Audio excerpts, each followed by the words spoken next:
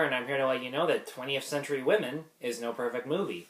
So 20th Century Women takes place in Santa Barbara in 1979, and it centers around a single mother named Dorothea, played by Annette Bening, who is so desperate to make sure that her son Jamie, played by Lucas J. Zuman, lives a happier life than she ever did. So she asks her tenant, Abby, played by Greta Gerwig, and Jamie's best friend Julie, played by Elle Fanning, to help her raise him. And in the process, all four of them actually learn things about themselves that they never actually realized. Mike Mills' direction has a weird way of feeling realistic while also having its own unique style to it. Each character's backstories are portrayed for a combination of narration, flashbacks, and old stock footage and photos from the 1970s. And the timing of the narration and the selection of certain footage and photos creates an atmosphere that really captures the time period and portrays the characters quickly and through visual means.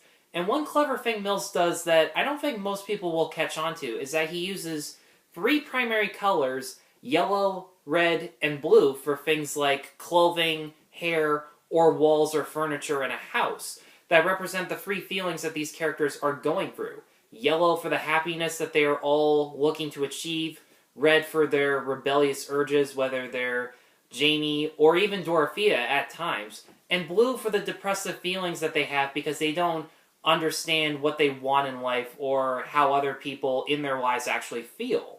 In my opinion, Annette Bening is one of the most underrated actresses working today because she has a great way to portray characters who have over-the-top personalities and make them feel grounded and relatable, which she does with excellent skill here. The reason this character is so relatable, and you can see your own mother in this character regardless of what time period you grew up in, is the fact that you do see that she wants to understand her son and learn his interests, but at the same time is equally, if not more so, embarrassing doing so, especially when she's comparing his Black Flag and Talking Head CDs and trying to wonder what it is that people really like about those bands. And Lucas J. Zuman is both an effective straight man when he is questioning his mother on how happy she is in life, but is also equally hilarious when he finds himself reading books on feminism and sex theory and spouting it out to his guy friends at school, which leads to a scene that is so hilarious I was on the floor laughing.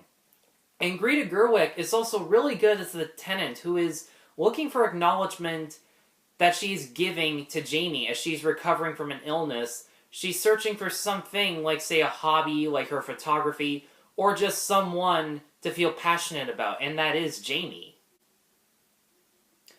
My only issue with the film is that even though the film's pacing is meant to reflect how real life feels, where some moments feel shorter or longer than others, sometimes there are a lot of awkward pauses between actors saying their lines that don't really feel necessary. Are you kidding me?